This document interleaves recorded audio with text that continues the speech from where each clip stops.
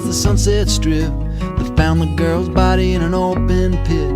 Her mouth was sewn shut, but her eyes were still wide, gazing through the fog to the other side. They booked me on a women. If I was normally driving home, I would get home at around 12:20 for that. So let's see how long it takes. Hitchhiking. I've been trying to get home sitting here on this on-ramp for a little while, and I looked over and I noticed a toyon tree right here. And I've read in my survival arts of native Californians, the Indians would actually take these berries and either eat them or dry them for winter use. They're pretty nice if you chew on them and just kind of suck them. They kind of pucker your mouth a little bit. They're not bitter, but they have a lot of tannins, become really sweet, and then they develop this very interesting orgeat flavor. Not to be confused with what we have here, oleander, which is deadly poisonous, so don't eat that. It is now 12:35. Should have arrived home about 10 minutes ago, yet I'm still here, right where I started. I'm starting to think maybe there's some prejudice against the beard.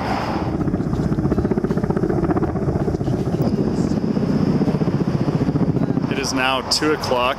I still have not moved from this on-ramp. It is now 5:30, 9 hours later, and I am in Nipomo, which is about 45 minutes north of where I started. It is now 6:15, and I caught a sunset ride into San Luis Obispo.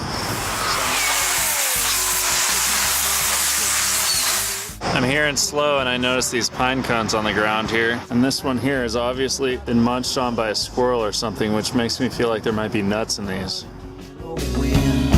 Oh wind, we're the spirit coming, calling from the solar sin. Oh wind, we're the keys to the kingdom, baby, mine again.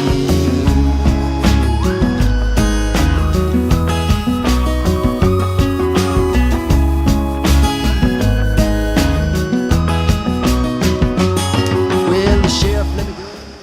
I guess it took me about 30 hours to get home in what is usually a 3.5 hour drive. Good news though, I got home and I looked up my tree and there was a whole flock of pigeons up there. I've already got lunch, which is good because I've been eating a lot of oxalis, toyon berries, and also fiddleheads and friggin' malvia and just whatever I had came across. Breakfast today is pigeon soup.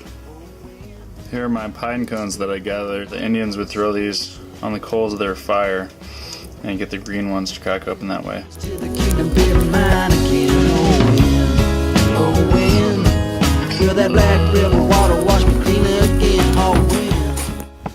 can see here, if you tap these like this, pine nuts just pop right out of here. Now I guess the question is, how do I get inside those shells? First, let's see if I can just eat one of these things. It has a delicious pine flavor, but it is a little hard and crunchy with the shell on.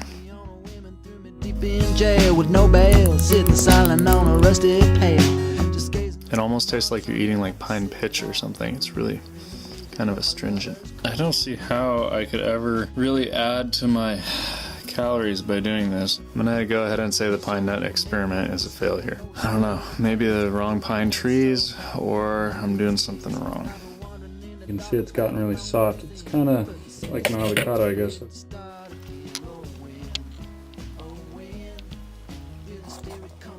custardy, but it's also got like a little like that coarseness like an apple, and it tastes fairly similar to the zapote, kind of like melonish. Well, I approve. Chiramoya, definitely worth grabbing if you see it.